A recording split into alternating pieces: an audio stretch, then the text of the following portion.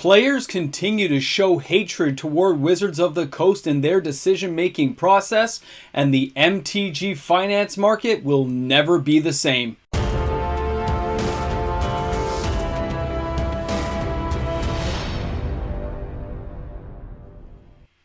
Just how deep Wizards of the Coast has dug the hole that they're in right now is really starting to show.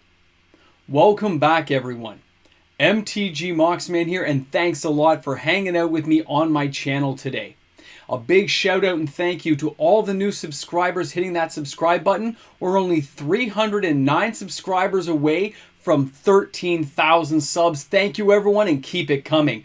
That thank you extends out, of course, to all my regular viewers who tune in each and every day, and the wonderful patrons on my Patreon and YouTube membership channel that help support everything we do on the channel. Thank you, everyone. You guys are awesome. I'm sure right now, the ivory tower that is Wizards of the Coast is feeling pretty lonely. The decisions and choices that they have enacted have really riled up the player base to a degree they haven't seen for a very long time. When you take this and you add it to all the other factors going on in the world, you have a lot of worry, a lot of uncertainty, a lot of concern. A lot of lack of faith, as we've talked about in some of the previous videos. But you know what? Change is good. Things are going to happen. Whether Wizards of the Coast likes it or not, they are going to have to adapt and change to what is happening to the player base, to the distributors, as well as the LGSs that they have shunned. I'm not sure how Amazon feels, but the other ones definitely are going to see some changes coming around. I still think Wizards of the Coast in the next 14 months will start to shed product lines. They will become slim. They will trim things out and go back, maybe not as far as 2008, 2009 during the subprime crash, but they will shed products because it saves them money. It saves manpower. It saves effort. And yes, they're going to shed some profits. And that's what happens when you're bloated and oversized as a company and as Hasbro is right now. They've become too dependent on Wizards of the Coast to just generate money. And they now have to go back to basics, go back to the market and start putting things together. But that leaves us with a gap of time, 14 months, an opening, because the giant ship that is Wizards of the Coast does not turn on a dime. They've already made those choices and decisions like we talked about yesterday, and the ship doesn't turn that fast, okay? I bet you they wish they could turn it that quickly, but things are already printed, things are already in development, money has already been spent, so it makes no sense to go back. But it will be coming around. And that brings you to MTG Finance, the financial side of Magic the Gathering.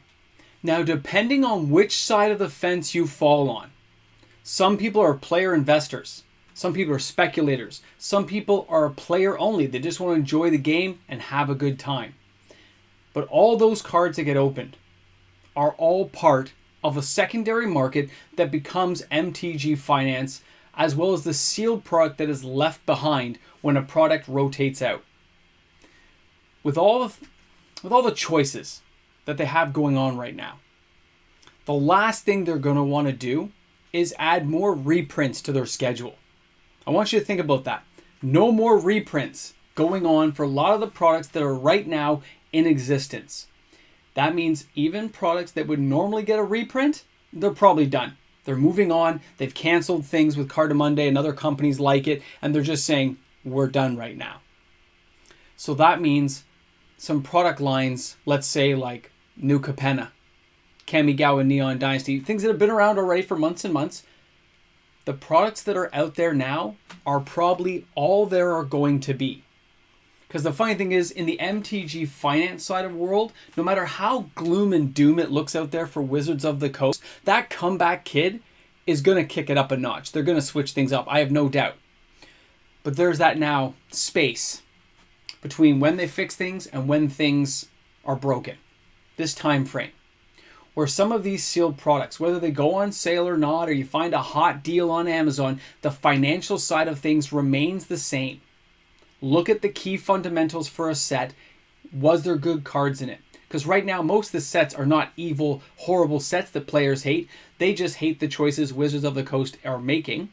They hate the price increases that are really affecting a lot of players right now. They hate what's happening to their local LGS. They just don't like the choices. So when you forget all that and put aside the emotion you're feeling and look at the set. Will Otawara still be a valuable card? Yeah. Seed of the Empire? Absolutely. Bozaju, who endures? Absolutely. Look past that stuff and realize that if these products go on sale and you are pretty sure they're not getting a reprint, there will be a lot of value there later in sealed product. I'm not promoting people go out and buy it. That's for every individual. I already know most people I know are going the singles route. I myself have stopped buying a lot of sealed product and I've gone to buying singles and a lot of reserve list cards because the prices are so attractive. But again, that leaves that gap, that space that even I'm leaving on the table. Where I said, oh, I didn't go for any Midnight Hunter, Crimson Vow. They're not getting reprinted. We already know that. They're done. Just like Dungeons & Dragons AFR, Forgotten Realms didn't get reprinted. Commander Legends Battle for Baldur's Gate, it's not getting reprinted. It's going to be left on the table. Wizards is just going to look at it like a piece of moldy meat and say, yeah, forget it, throw it in the trash, move on. Which means the sealed products, later down the line when the world has changed and evolved and Wizards has slimmed things out and corrected things and made better choices and not given us price increases, those boxes will be valuable. Some of those cards may be hyperinflated because they weren't overly printed. Otawara could hit $30 for all you know. You don't know what's going to happen with Taknuma, the Abandoned Mire. We don't know what will happen with the new Capenna Triomes. Some of these key mana-based cards, if they're not getting reprints because the stuff's already sitting on a shelf, and then they go on sale and some players grab them and kind of store them up on their shelves, but Wizards isn't reprinting it. I just can't see them being bothered reprinting stuff right now when they have a lot of other stuff to deal with. So that window, that gap in time for the singles market, you know, if things don't get opened, you're going to get some hyperinflation, which could cause boxes to be opened. If all of a sudden Otawara hit $50 a card, you might see some people stabbing at some Kamigawa boxes and seeing what they can pull out of it, right? Same with Bozaju. You might see that happening for some of those key cards.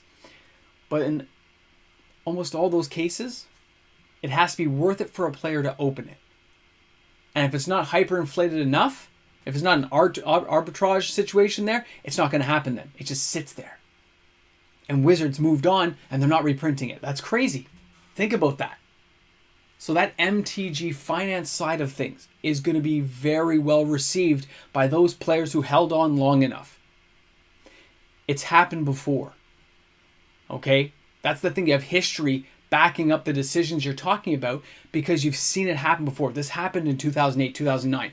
I remember buying Zendikar, Rise of the Eldrazi. I remember going and buying like 6 boxes of Zendikar, especially when we heard there was priceless treasures. You got kind of crazy.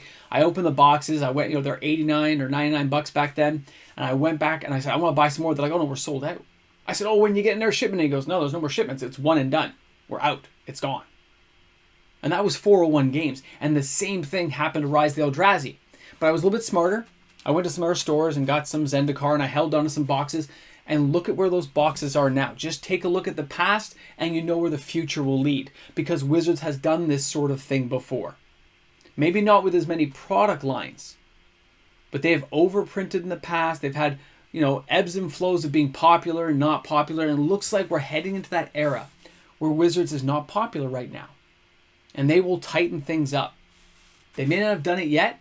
Again, money's been spent. But it will happen. So if you're a person who can look beyond the emotion of how you feel towards some of these Wizards of the Coast products, this again is where I've talked about wealth being generated. People who buy these boxes and hold on to some of them and don't open them. And I'm not talking collector boxes actually. I'm not. The collector boxes will always have a certain value, but they have a higher price tag attached to them, making them a slightly more risky investment. When you look at players who might want to draft in the future, you have to look to the players you can afford to resell to and not price yourself out of a market. Does somebody want to buy a $4 million home in the city or a $1 million home in the city? Depending on what they can afford. But there's a lot more people who can afford that million than can afford the $4 million. I think that rule stands for collector boxes and the premium products like that. It is a very limited clientele going forward who will take a stab at those products. It's just the way it's going to be. I don't see that changing right now. As Wizards keeps raising their prices, that's what they've pushed people into a corner. So when those players go back and look for those investment boxes, they'll be looking for a box of Kamigawa and you got it for like $140. Good for you. And then 5 years from now, the world's changed around that box is $500-600. That's great. But a collector box being $1,500 or $1,600 probably won't sell well. It's 12 packs.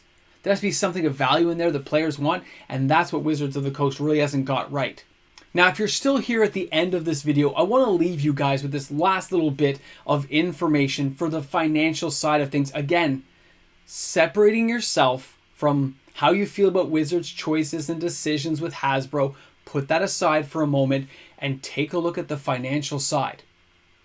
If you look at Dominaria United, the set or draft boxes only, and you take history and look at 2018 Dominaria, that product life for Dominaria was cut short by about 6 months. What happened to those boxes?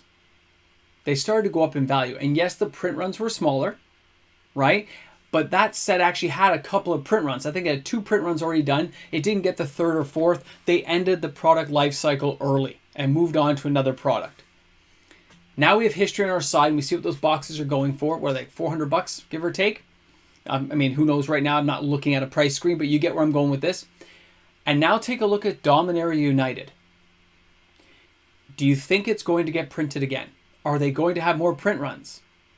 Or are they going to skip it?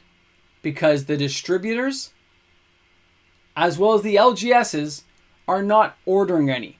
And chances are they're going to want to move the product out quickly from their warehouse. Any leftover stock they have, it'll be dumped on Amazon probably around Christmas, I expect. So how will that be for that set 5 years from now? Will it be worth more or worth less?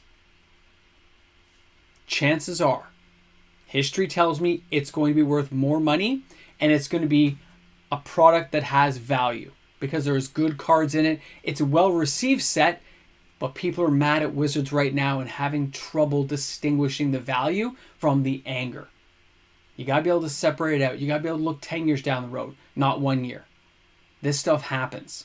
And those that can look past that stuff and hold on for the longer term because they are financially stable and can afford to hold those boxes will do very well, in my opinion. So thank you very much, guys, for hanging out with me today. Thanks for being here on the channel for MTG Finance, just talking about how the market can move in the most unexpected ways when players aren't taking the whole picture in of the possible avenues and consequences to the choices we all make, as well as Wizards of the Coast. I'm looking forward to seeing your comments in the comment section. Tell me I'm wrong, tell me I'm right, but tell me something. Have a great day, everyone. I'm looking forward to seeing you all tomorrow. Hey guys, that big shout out goes out to all the fantastic patrons on my channel who show that support each and every month. Patrons make the world go round. I know. You're the 3%. You're here. You made it to the end. Wait for Black Friday. Check for those deals. And if you're financially stable, I think there's some profit to be made there. As much as people might not like to admit it right now because of how mad they are at Wizards, history has told us stuff. So keep an eye out. Have a great day, guys.